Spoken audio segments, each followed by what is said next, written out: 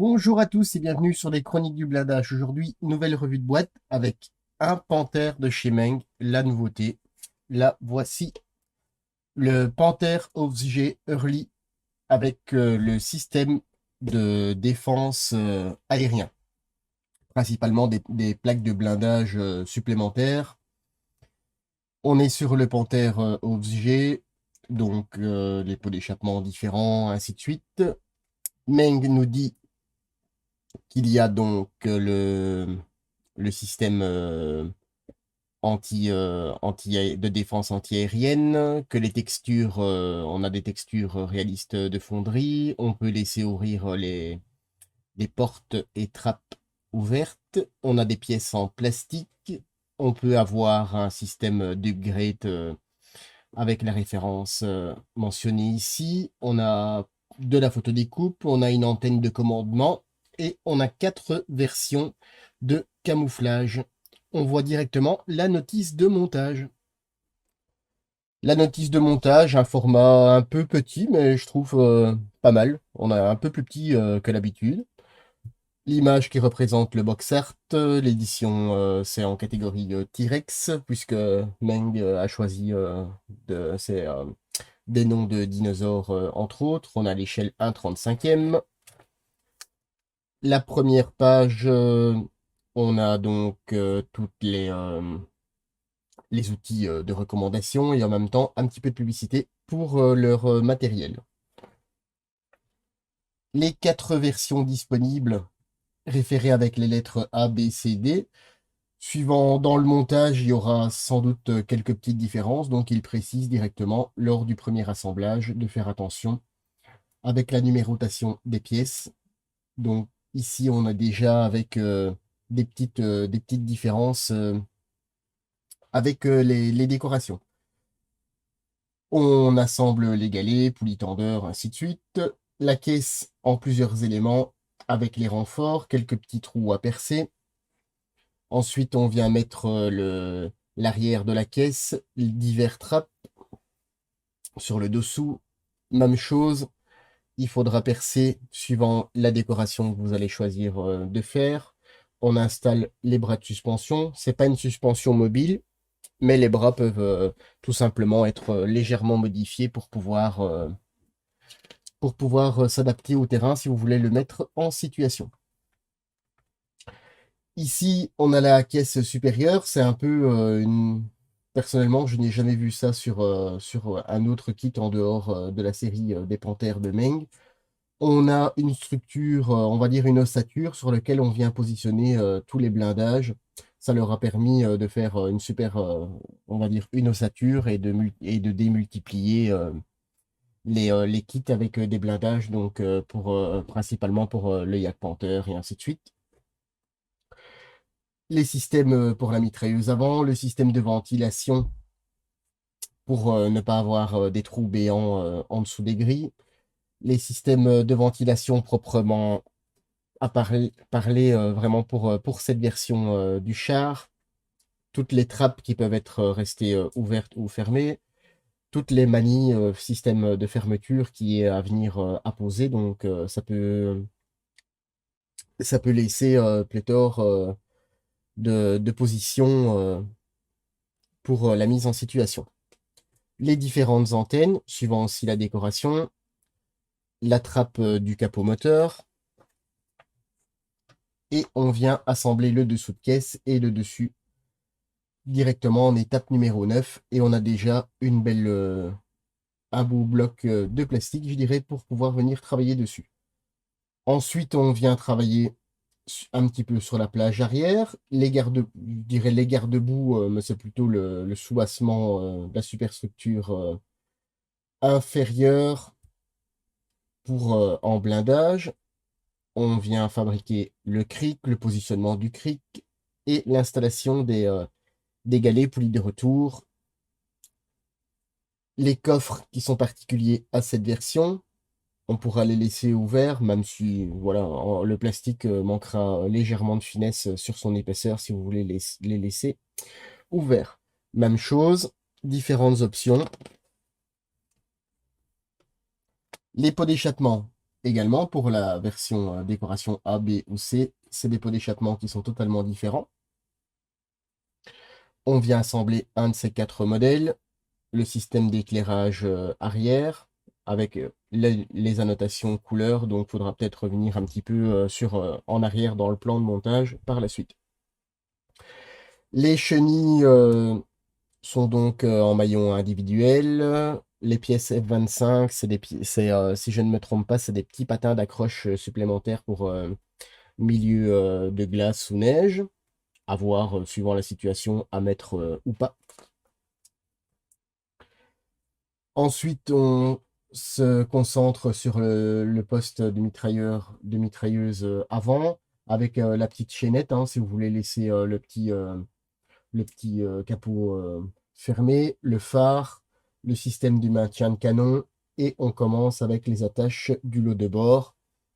On vient travailler sur l'arrière, les accroches pour soulever les plaques avec une grue ou autre, les maintiens de maillons de rechange, le système de ventilation, hein, particulier aussi à la version G,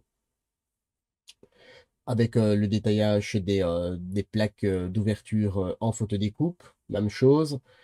Faire attention suivant la version que vous voulez faire. Et on fait pareillement la même chose de ce côté. Ensuite, les trappes devant l'ouverture et fermeture de ventilation pour le système arrière, entièrement fourni en photodécoupe. Le petit garde-boue qui parcourt tout le long de la caisse est aussi en photodécoupe. Et ici, on a le système donc dit Air Défense pour la protection donc d'obus aériens. L'antenne particulière aussi, et on vient installer tout un extincteur, crochet, maillon de rechange, le tube où il y a les écouvillons, avec les attaches en photodécoupe, c'est toujours bien. Ensuite, les câbles de remorquage, les Schutzen aussi en photodécoupe, et la tourelle, comme vous le voyez, elle est de la même conception que la caisse, donc on a une ossature, et ensuite on vient ajouter les plaques de blindage, quelques petits trous à percer suivant la version supplémentaire. On commence à monter la culasse. Enfin, la culasse, c'est pas vraiment une culasse, c'est plutôt un maintien de canon du fait qu'il n'y a pas d'intérieur. Le canon en une seule partie, mais en plastique. L'AMG avec le petit sac, ainsi de suite. La coupole avec une pièce translucide qui est d'une seule pièce. La partie anti-bombe du dessus de la tourelle en plastique et en photodécoupe. On va voir ce que ça donne, comment ils y ont procédé. Même chose. Système donc pour empêcher les débris de se mettre dans le système de rotation, enfin d'élévation du canon. Ensuite, on vient installer la tourelle. Bien sûr, ne pas la coller, hein, c'est ce que eux nous préconisent. Si vous voulez faire le véhicule avec le canon fixé, la dernière petite pièce pour fixer le canon. Ensuite, toutes les grappes sont représentées sur cette page. Et la deuxième, alors comme vous pouvez le voir, les grappes sont en plastique gris presque blanc. La même chose que sur une autre revue. Je pense que c'était Alex qui avait fait cette revue avec un plastique blanc qui est pas très très facile à prendre en vidéo. J'espère que ça ira cette fois-ci. Les couleurs de chez Meng, bien sûr. Meng a une gamme de couleurs fabriquée par Aka et les Waterbass de chez Acrison. En première version, en décoration A, on est ici, on n'a pas vraiment de lieu. Ah si, pardon. On est en Italie en avril 1945, le premier bataillon de la 25e Panzer Regiment. Ensuite, on est ici à Goldap en octobre 1944 du 31e Panzer Régiment de la 5e Panzer Division. Ensuite, on est sur la 27e Panzer Division. Non, pardon. La 27e Panzer Régiment de la 19e Panzer Division.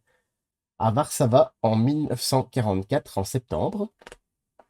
Et la quatrième décoration disponible, alors vous voyez, cette version-ci est iméritée. Donc, si jamais Meng, en général, sort des décals, du, en décal en relief zimérique. Et ici, on est le premier bataillon 35e Panzer Régiment et 4e Panzer Division à Courlande en été 1944. Voilà, on en est fini pour ces noms presque impossibles à prononcer. Et vous voyez, à chaque fois, les décorations sont différentes. Meng nous fournit depuis, on va dire, les nouveaux boîtages, des petits fascicules. Il y en a 3. En fait, il y en a 2 où il n'y a pas d'image, il y a juste du texte, comme vous voyez. Il y a juste du texte. Et celui-ci est pas mal parce que on a la version, par exemple, avec la version Le Panther D et A et la version G. Donc ici, on est sur l'arrière avec une coupe de caisse et on voit vraiment les différences. Ici, on a les systèmes de chef de char, enfin de pilote, je dirais, qui est complètement différent aussi. Les Schutzen qui sont différents de la version D et A et de la version G, donc le maintien des Schutzen hein, qui est complètement différent. Et les trappes d'accès, ainsi qu'on nous explique ici en chinois et en anglais. Si jamais, bon maintenant c'est des informations somme toute assez, assez sommaires, mais qui donnent quand même pas mal de renseignements sur ce char. On va voir tout de suite les grappes.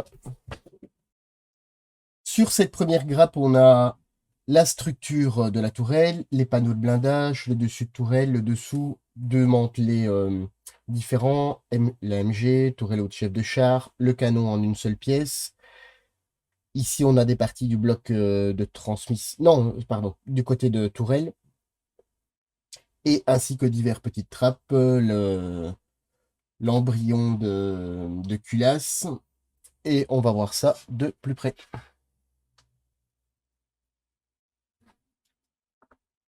Comme on l'a vu dans le manuel, ici on a l'ossature de la tourelle sur laquelle on va venir poser toutes, toutes nos plaques de blindage dessus, latérales, avant. On a les mantelets. Vous pouvez voir que la texture de fonderie est très très bien représentée. Ici, on a le frein de bouche, donc il y a une partie de moule qui est à tiroir, hein, comme vous le voyez. Le frein de bouche en une seule partie, il y a un tout petit, légère petite trace de moulage, mais rien d'extra, rien d'extraordinaire. Voilà. On a le petit sac de récupération de munitions, les MG qui sont percés. Voilà. On a de très très belles textures de fonderie. Le canon qui est en une seule partie, hein, bien sûr, il y a une petite ligne de moulage qu'il faudra poncer, mais ça va aider grandement. On n'aura pas, logiquement, on n'aura peut-être pas mastiqué, hormis peut-être un petit peu aux 3 points d'attache, suivant comment on l'aura dégrappé. Hein. Vous voyez, les textures de fonderie sont vraiment superbes. Alors, on a pas mal de pièces qui ont déjà été, enfin, pas mal de grappes qui ont déjà été présentées dans divers kits, hein, puisque c'est principalement un assemblage de kits. Hein, vous allez le voir au fur et à mesure de la revue. Alors ici, on a les soudures. Pour moi, bon, elles sont un petit peu faibles, mais en général, les Allemands avaient quand même un travail relativement propre. Hein, c'est pas, on n'est pas sur un T34, hein, donc avec un travail un peu plus brut, je dirais. Avec cette grappe, bon, comme vous voyez, hein, on en a fini. On va passer sur une autre grappe. Donc, comme je disais, hein, c'est des grappes, on en a déjà vu pas mal. Hein.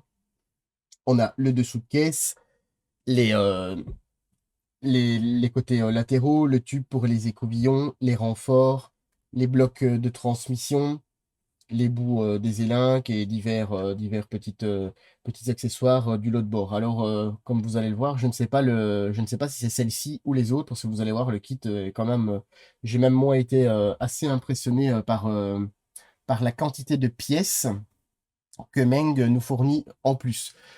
Donc, on a vraiment l'impression d'avoir un kit anciennement Dragon où la boîte est pleine à craquer et on va avoir des pièces presque pour monter deux véhicules. Alors, comme vous voyez, hein, c'est un moulage vraiment très précis, hein. On est vraiment habitué avec Meng.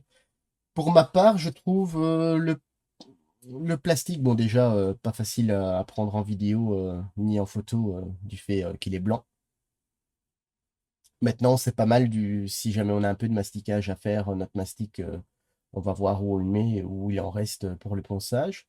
Alors on peut voir hein, que tout est vraiment excessivement fin. Il n'y a pas de, hormis un petit joint de moulage, hein, mais c'est inévitable du fait que le moule est en deux parties. On a le dessous ici.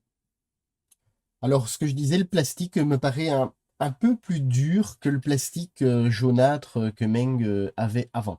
Maintenant, est-ce que c'est leur choix ou avec tout ce qui se passe avec le Covid, le ravitaillement de plastique? C'est peut-être ça. Ici, par exemple, on a le petit bloc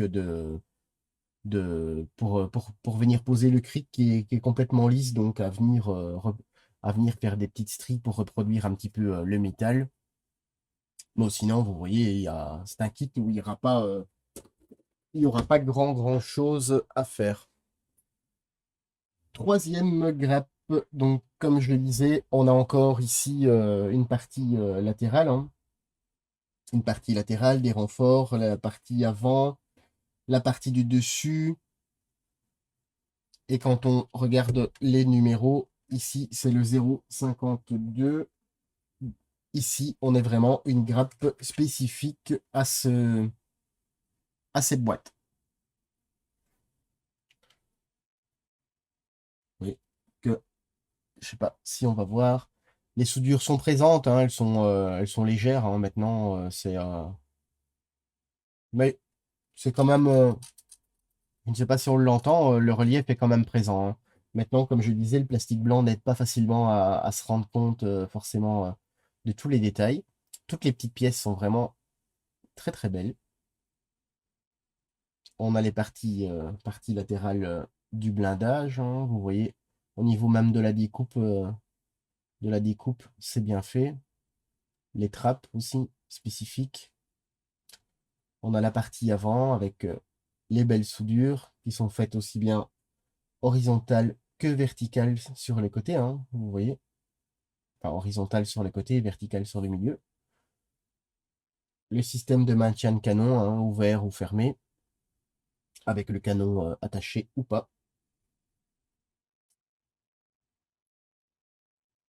On est plus ou moins, je n'ai pas regardé la différence avec l'autre pièce, hein, mais c'est sans doute les positionnements et quelques trappes qui sont différents d'un modèle à l'autre. Protection, ici, on est quand même sur du plastique, c'est quand même relativement fin hein, pour du plastique. Des toutes petites pièces, hein, vous voyez, par rapport à la taille de mon doigt, on est une toute petite pièce.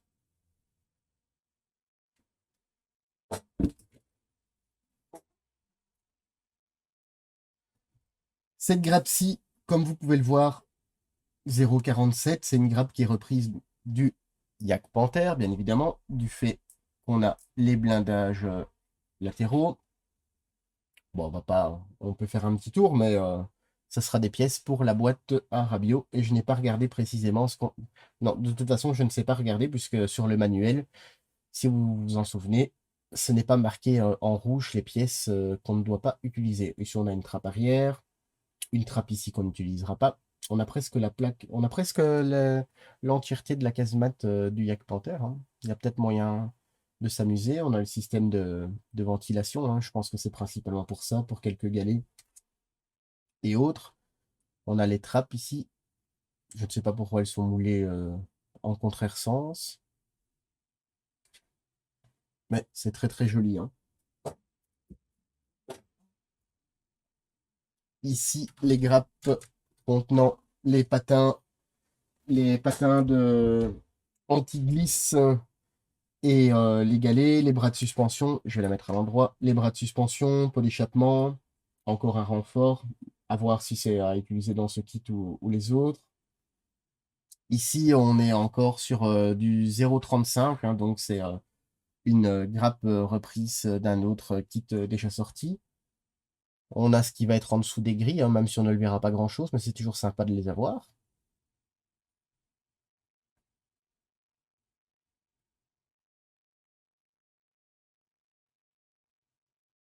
Les roues d'entraînement, très jolies. La poulie, ici, l'intérieur de la poulie arrière qui est vraiment bien texturé.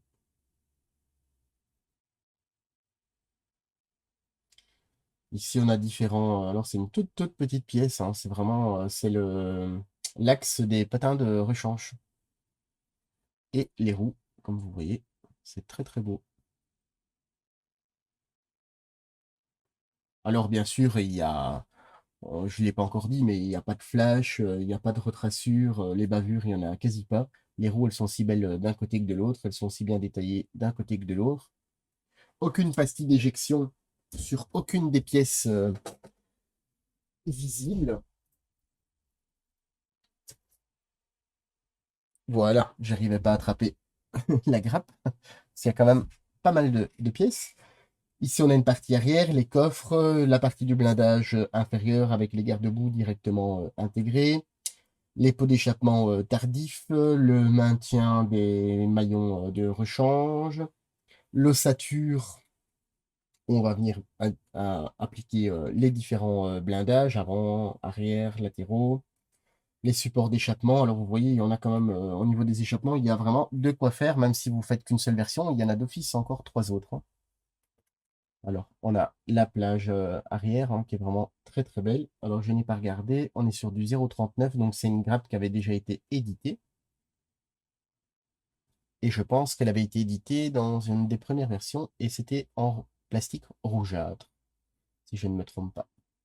On a les portes des coffres latéraux. Vous voyez, les textures sont vraiment nickel. On a vraiment de très belles textures de fonderie. Et pour une fois, je trouve qu'elles sont quand même relativement bien marquées. Le pot d'échappement avec cette petite plaque qui divise les fumées en deux. Vous voyez la finesse du plastique, hein, c'est relativement impressionnant. Alors, on n'a pas de pastilles d'éjection ici. Par contre, on en a dans les garde-boue. Je pense que c'est les 4 seules pastilles d'éjection qu'il vous faudra combler. On a même la visserie qui est représentée. C'est très bien, même si on ne verra plus rien. Alors, je vais essayer de prendre ceci. Et on a l'intérieur des échappements avec le système de ventilation. Enfin, le système d'évacuation qui est vraiment très joli, hein.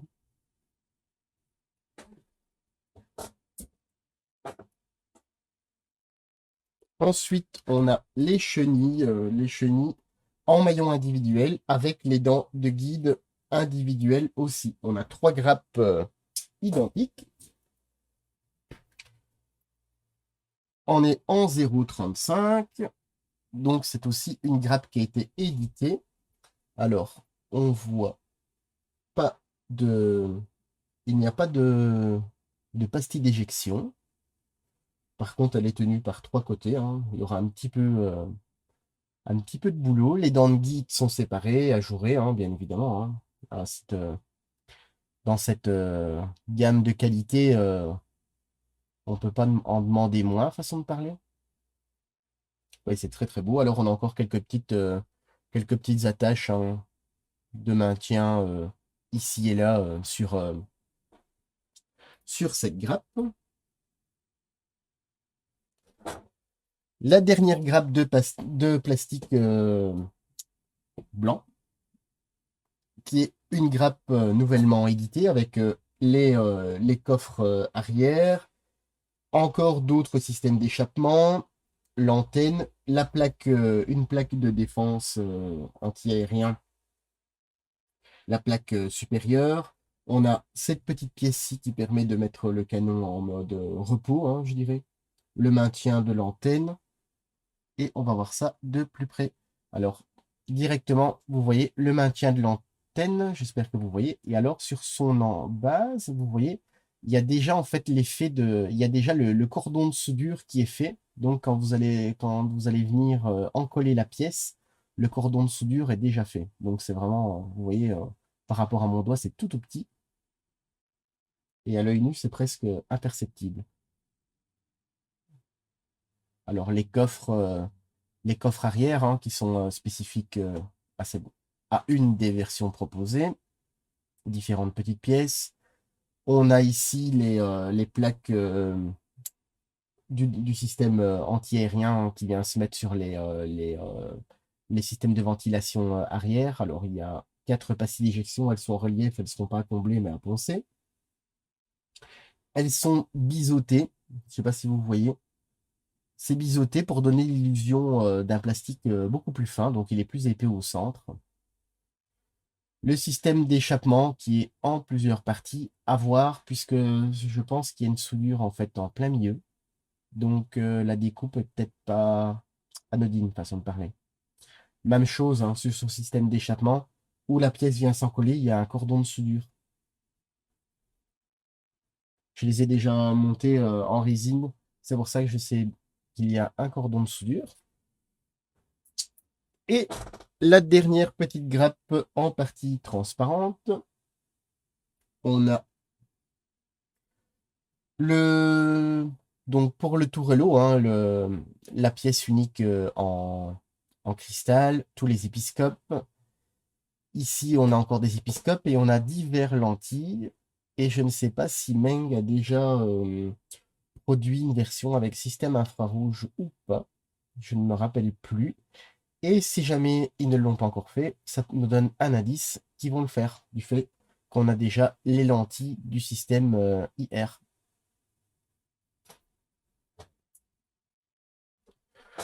Ensuite, on a des polycaps qui permet d'installer les roues et ensuite de les enlever. On a divers câbles hein, de longueurs différentes et d'épaisseurs un peu différentes. C'est un câble qui est quand même relativement souple, on dirait un métal nickelé. À voir. Maintenant, je trouve le tressage un petit peu, entre guillemets, gros. Je sais pas si on peut s'en rendre compte. Pour moi, le tressage est un peu trop faible. Enfin, le tressage n'est pas assez serré. Mais maintenant, c'est pas la chose la plus difficile à trouver en add-on, hein.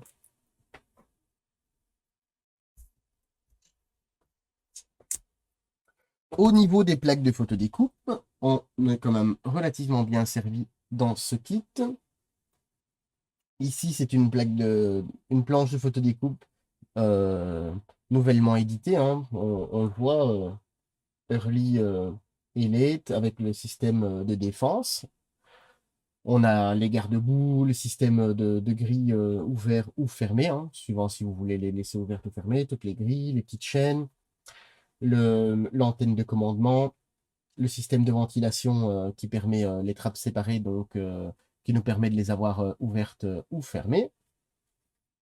Ensuite, on a les Schutzen qui sont en photodécoupe beaucoup plus épaisse, hein. C'est enfin beaucoup. On est, je dirais, 2 fois l'épaisseur d'une plaque de photodécoupe traditionnelle. Et je pense que c'est pour avoir vraiment de un la rigidité et de deux vraiment l'épaisseur du blindage.